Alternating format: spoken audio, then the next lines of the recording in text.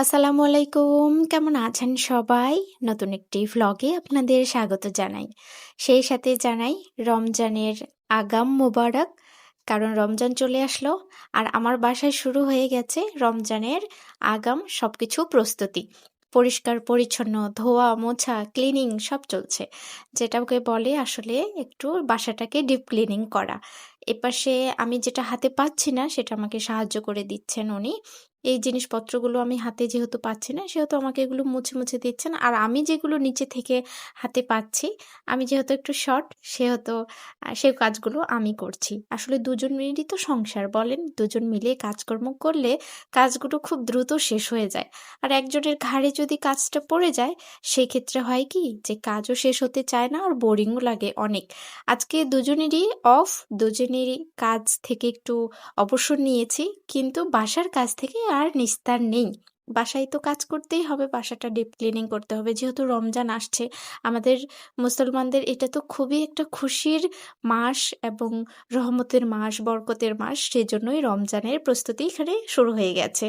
আমি আমার দাদি বা নানি বা মাকে দেখেছি সবসময় রমজানের আগে বাসা পরিষ্কার করা, বাসা জিনিসপত্র ধুয়ে মুছে রাখা, তাহলে রোজা রেখে ঈদের সময় কাজটা একটু হালকা হয়ে যায়।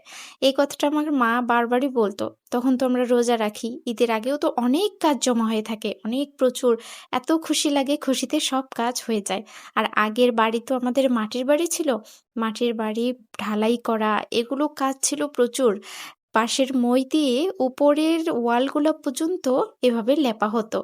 আর কি সুন্দর করে আমরা লেপতাম, সেই ভিডিও যদি এখনো বানানো যেত, কি যে মজা হতো। এখন তো আর মাটির বাড়ি নেই, এখন সবার দালান হয়ে গেছে, কোঠার বাড়িগুলোও বিলুপ্ত হয়ে গেছে। আর সেই বাড়িগুলো কিভাবে আমরা লেপাই করতাম, নিচে একজন মাটির সুন্দর করে ঘোল বানাতাম।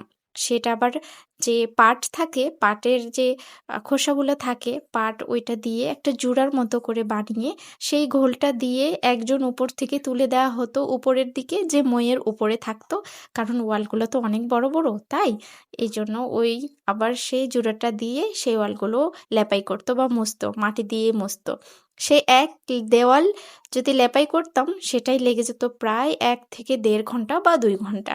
পুরো বাড়ি করতে পুরো দিন চলে যেত, কারো কারো তো 2 দিনও লেগে যেত। কিন্তু এত কষ্ট তো আর এখন নেই। আমরা সবাই এখন দালানের মধ্যে থাকি, দালানের মধ্যে তো থাকি, তার উপরে টাইলস করা। অল্প একটু পরিশ্রম করলে, মেহনত করলে ব্যাস বাড়িঘর একদম ঝকঝক পরিষ্কার হয়ে যায়। এ তো আপনারা জানেনই, এখন শীত যাবার পথে। তো শীতের যে কাপড়-চোপড় রয়েছে সেগুলো কিন্তু এবার তোলার পালা। কারণ এই কাপড়-চোপড় ধোয়া হয়ে গেছে, কয়েকদিন হয়ে গেল। এগুলো তুলে না রাখলে আবার ধুলো পড়ে। এই আলমারিতে যতই ঢুকিয়ে রাখি কিন্তু একটু, একটু ধুলো ময়লার ভয় থাকে। তাই আমি সুন্দর মোটা পলিতে এই কাপড়গুলো ঢুকিয়ে আলাদা রকম একটা বাস্কে একদম উপরে তুলে রাখি। আবার যখন শীত আসবে তখন আবার এদের সাথে দেখা হবে। চলুন, এই কাজকর্মগুলো করতে কিন্তু ভীষণ ভালো লাগে মাঝে, মাঝে। আর ছুটিটা নেওয়াও হয়েছে যে বাসার কিছু কাজকর্ম রয়েছে, রোজা চলে আসলো, তারও কিছু প্রস্তুতি আছে, কিছু খাবার-দাবার রেডি করে রাখতে হবে। একটু তো প্রস্তুতি না নিলে হয় না বলেন? আর এই রমজান মাসে যদি ইবাদত না করতে পারি, তার থেকে আর অভাগা কি হবে বলেন? এজন্য আগাম কিছু প্রস্তুতি, আগাম কিছু জিনিসপত্র গুছিয়ে রাখা, কিছু পরিষ্কার পরিচ্ছন্ন করে রাখা, কিছু খাবারের প্রস্তুতি, কিছু মেনু রেডি করে রাখা, এগুলো আসলে আমাদের সবার কাজ। এগুলো আসলে আমি আমার নানি, দাদি, মা এদের কাছ থেকেই শিখেছি। এখনো যখন আমি বাসায় যাই, ২৭শে রমজান বা ২৬শে রমজানে আমার যখন ছুটি পড়ে যায়, যখন আমি বাসায় যাই, তখন আমি দেখি যে ঠিক আগের মতোই আমার চাচিরা বা মা বা সবাই আশেপাশে পাড়া প্রতিবেশী সবাই দেখি যে খুশিতে কত কাজ করে রাখে। আবার কিছু কাজ আগে থেকেই করে রাখে, সেজন্য তাদের একটু কাজকর্মগুলো কম হয়। উপরের যে সানসেটটা রয়েছে সেটাতে এই লাগেজগুলো রাখা। কারণ ছোট্ট মতো বাসা, এইটার তো জায়গা অনেক কম। আর এই একটু গুছিয়ে না রাখলে সব এলোমেলো নোংরা থাকে, একদমই ভালো লাগে না। তাই অল্প একটু সময় করে গুছিয়ে রাখতে আমি পছন্দ করি, আর গুছিয়ে রাখলে বাসাটাও একটু বড় বড় লাগে। কাজকে যখন আমরা ভালোবেসে করি তখন কাজটাও সহজ হয়ে যায়। কাজও আমাদেরকে ভালোবাসে। খুব সকালবেলায় উঠে এই পর্দাগুলো ভিজিয়ে রেখেছিলাম। ধুয়েও দিয়েছিলাম। এখন সুন্দর মতো করে কাজের ফাঁকে এগুলোও শুকিয়ে গেছে। আর এপাশে রুমটাও ক্লিন হয়ে গেছে। জানালা, রান্নাঘর, উপরের সানসেট সব ক্লিন হয়ে গেছে। শীতের কাপড় অনেকটাই গুছিয়ে উপরে তোলা হয়ে গেছে। কিন্তু এখন এই জানালার পর্দাগুলো লাগানোর পালা।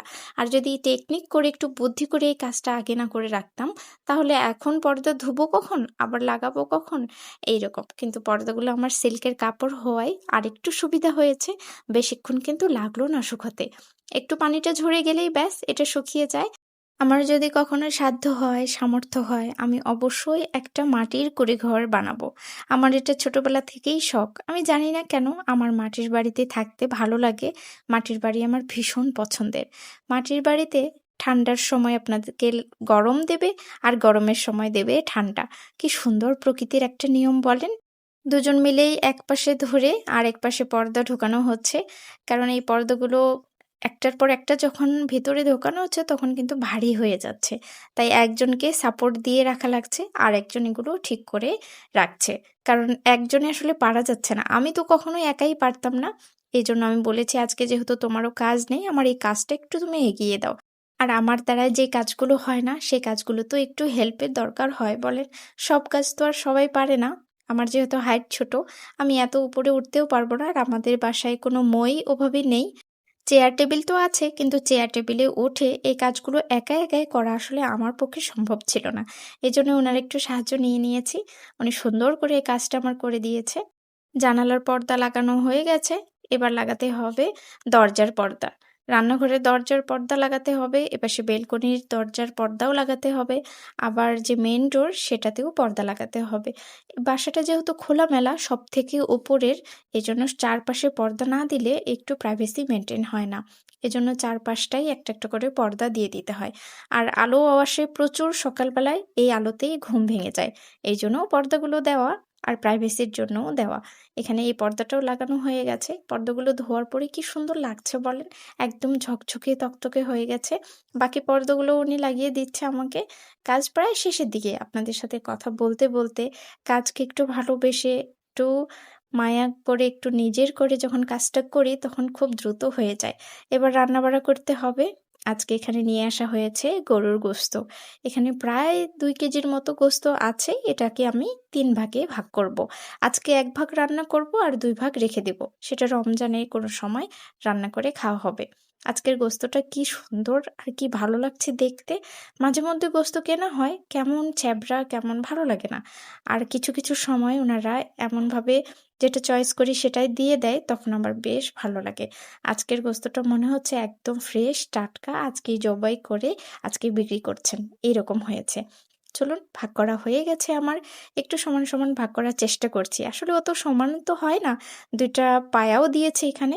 সেই হাড়ের সাথে কি গোস্তটা রাখবো সেটা আসলে বুঝছিলাম না। একটু বেশি রাখবো না একটু কম রাখবো। তো একটু কমই রাখলাম সেটার সাথে। আর বাকি যে ২ ভাগ করলাম সেটার সাথে বেশি করে গোস্ত রাখলাম। দাঁড়ান, এগুলো পলিথিনে ঢুকিয়ে একটু ফ্রিজ আপ করে রাখি। একটু মধ্যবিত্ত পরিবারে যদি একটু ভাগ করে, একটু বুদ্ধি করে চলা যায় তাহলে কিন্তু সংসারটা বেশ ভালো চলে। এবার রান্নায় চলে এসেছি। একটু গরুর মাংস রান্না করছি এখানে।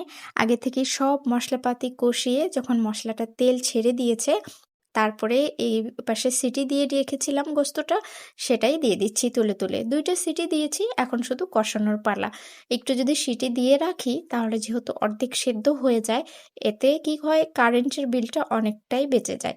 এভাবে বুদ্ধি করেই আমি রান্না করি, তাতে আমার সবদিকে একটু সাশ্রয়ী হয়। চলুন কষানো হয়ে গেছে। এবার 50% যে বাকি আছে গোস্তটা সেটা এই পানি দিয়ে সিদ্ধ হোক। এপাশে আবার প্রেসার কুকারে মশলা কষাচ্ছি। এখানে টমেটো দিয়ে পেঁয়াজ, রসুন, হলুদ গুঁড়া, মরিচের গুঁড়া, একটু ধনিয়ার গুঁড়া, একটু জিরার গুঁড়া সবকিছু দিয়ে মশলাটা কষিয়ে নেব। এই যে সব রকম গুঁড়ো মশলা দিয়ে এখানে ডাল রান্না করা হবে। মসুরের যে ছিলকা সহ ডালটা থাকে একটু কালো, কালো হয়, সেই ডালটাই আজকে রান্না করা হবে। আর একটা মজার খাবার রান্না করা হবে। সেটার সাথে গমের আটার বাটি। সেটাকে গোল, গোল করে বানিয়ে সেঁকে তারপরে ঘিয়ের মধ্যে ভেজে তারপরে এই ডালটা দিয়ে খেতে হয়। জানেন তো আমি ছোটবেলায় এই ডালটা খেয়েছি একটু আলাদা রকমভাবে। অল্প একটু সিদ্ধ করে গুড় আর দুধ দিয়ে খেয়েছি। কিন্তু এবার শিখছি এই ডালের ডালও রান্না করে খাওয়া যায়। আর ভীষণ মজার হয় কিন্তু। এপাশে চলছে বাটি বানানোর জন্য প্রস্তুতি। আটা নেওয়া হয়েছে, এবার মসলাটা দিয়ে দেওয়া হচ্ছে। এই মসলায় আছে সোডা, হিং, সৌফ, জিরা, ধনিয়া সবকিছু। হিংটা আসলে পেটের জন্য খুবই ভালো। অল্প একটু সয়াবিন তেল দিয়ে দেওয়া হলো। এখন সুন্দর করে এটাকে মেখে একদম ঝুরি করা হবে। তারপরে বানানো হবে গোল গোল বলের মতো। এই যে এখন সেঁকে তারপরে হয়ে যাবে খাওয়ার উপযোগী। তাহলে চলুন আজকের ভিডিওটা এখানে শেষ করছি। আজকের ভিডিওটা কেমন লাগলো তা অবশ্যই কমেন্টে জানাবেন। ভালো লাগলে একটা লাইক করে দেবেন। আর ততক্ষণ পর্যন্ত সবাই ভালো থাকবেন, সুস্থ থাকবেন এবং সাবধানে থাকবেন। দেখা হবে খুব শিগগিরই নতুন অন্য কোনো ভিডিওতে।